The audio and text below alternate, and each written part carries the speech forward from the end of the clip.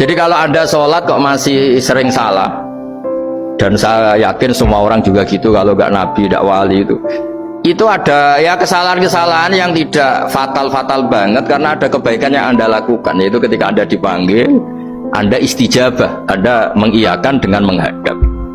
Ya, itu sudah bagus. Nah, setelah menghadap ternyata disuruh apa itu tidak nurut. Disuruh apa gak nurut itu satu kesalahan yang tidak mengganggu poin pertama tadi, Anda menghadap. Sehingga banyak cerita di hadis-hadis, ada sahabat yang zaman itu tidak soleh-soleh banget.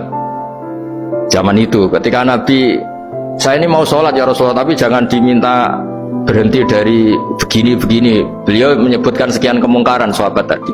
Nabi komentarnya itu sayan hahumayakul. Nanti kalau sering sholat lama-lama ya nggak begitu itu. Nah, ini kelirunya kita sebagai manusia. Lama-lama juga baik itu kita kira itu terus harus sekarang gitu loh.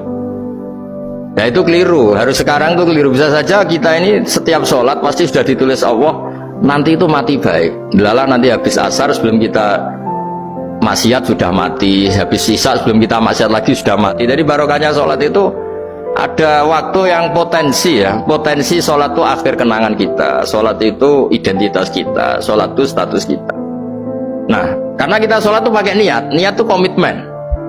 Sementara kalau Anda maksiat itu tidak pakai niat, karena zallah itu ya ada niat maksiat, tahu-tahu mungkin di bis ketemu orang cantik, terus agak jelalatan, tapi kan tidak niat. Tapi kalau sampai sholat kan datang ke masjid, bayangkan diimami ini, nanti kamu takbir, nanti kamu baca ini, baca ini. Jadi benar-benar komitmen, itu status kita.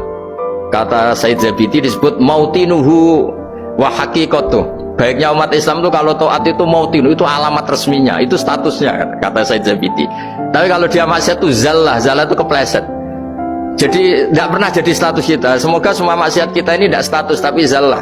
Tapi ketika taat itu status hakikat kita, maka fal'ubudiyah ya haqiqatuh wa mautinuhu wa dzatuh. Ini kata Said Abdul Az-Zabidi pengarang Ithal. Orang Islam itu orang yang ketika ibadah itu identitasnya betul, ketika ibadah itu Allahu Akbar, dia berharap rahmatnya Allah gini-gini. Nah, ketika salah dia zallah, dia ngantor ya ada niat korupsi, dia ingin memenai negara ini, dia nyai juga gak ingin macam-macam gitu. Ya tapi karena manusia terus ada zallah. Nah, semoga semua kesalahan kita ini zallah itu ya cara Jawa kepleset, tidak mental.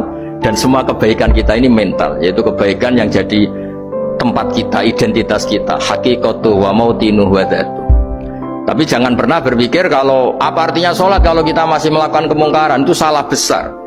Sholat itu wajib, dengan Anda sholat itu sudah mengurangi kemungkaran Anda, karena Anda tidak melawan ketentuan Allah Ta'ala. Kayak kita orang Indonesia, meskipun kita koruptor, mau jadi KTP Indonesia sudah bagus, kita mau jadi warga Indonesia, meskipun setelah itu kita korupsi dan salah, tapi lumayan mau jadi warga apa? Indonesia. Orang mau sholat artinya dia menstatuskan diri sebagai hamba Allah. Taken kontra, kalau saya ini hambamu ya Allah, anta robbi, iya karena butuh, iya karena nasta'in. Soal salah ya salah aja, yang sama, kita tetap warga Indonesia meskipun kita salah, meskipun kita koruptor, meskipun kita salah, tetap aja warga Indonesia yang berhak mendapat jatah makan meskipun di penjara, meskipun apa. Sama, kita ini hamba Allah yang mengakui kalau Allah itu Tuhan, kita hamba. Dan barokahnya pengakuan itu insya Allah di cerita-cerita syafaat, kalau kita dosa atau apa insya Allah dapat syafaatnya Rasulullah SAW, karena kita tidak pernah lari dari status kehambaan. Ini yang harus dipegang. Makanya status kehambaan ini nggak boleh hilang. Kita harus sering bilang Robbi, Robbi, Tuhanku yang merawat aku, yang memberi aku. Dengan demikian kita menjaga status kehambaan kita. Dan status hamba ini yang menjadikan orang layak masuk surga, yaitu fadkhuli fi ibadi, kamu harus resmi menjadi hambaku, baru ada perintah wadkhuli jannati. Kalau menjadi hamba aja nggak mau, kita punya keangkuhan, punya keinginan yang mulu-mulu, sehingga seakan-akan kita ini Tuhan, nah, itu tidak menghamba. Kita harus fadkhuli fi ibadi, baru wadkhuli jannati. Saya kira demikian, semoga ini manfaat.